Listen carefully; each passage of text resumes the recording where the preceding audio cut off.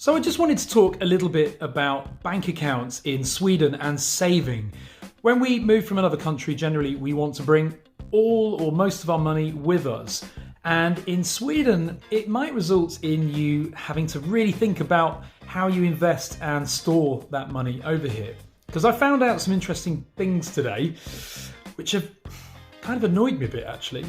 I've sold my house in the UK and I've recently moved over the money, the equity from that house sale into my bank account with SEB.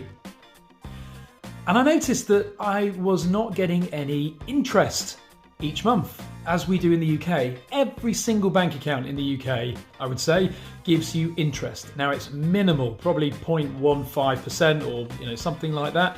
But you are getting an interest. And therefore, if you sell something like a house, you're getting a fair bit of interest per month. In Sweden, you don't. In a regular Swedish bank account, you don't get any monthly interest. In fact, I was told today by the bank that some business customers are actually getting a minus interest. So they're actually being not charged for the bank account itself, but the regular taxation is taking money from their bank account because the interest rates are so low over here at the moment. So it really makes you reevaluate where you put your money, because if you store that cash over here, you're making nothing from it. The money's safe, of course, but you should really be benefiting from having a decent amount of funds in your bank account. Now, there are a few options that banks offer. One of them I know that SEB offers are called funds, and essentially think of it as a dynamic pension. You are moving money into a fund which has different risk levels, and the banks manage that fund, and so they invest your money to try and get you some profit. However, that can work both ways. You can also lose money as the stock market and the industry markets move up and down.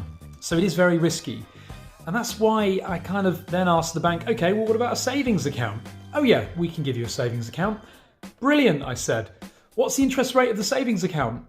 There isn't one. I said, well, what's the point of a savings account then?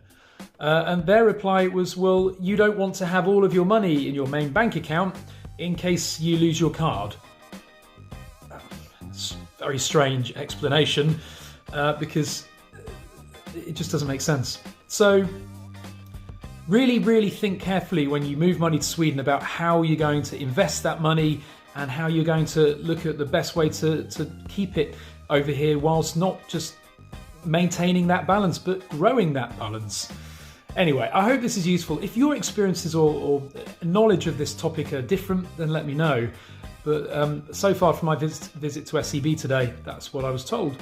On a positive note, with either a driving licence from Sweden or a Swedish ID card, you can upgrade your non-resident account to a full account. And so after that, today, within 15 minutes, I now have Bank ID and Swish. So I'm very happy. Comment below, click subscribe as well, please, folks.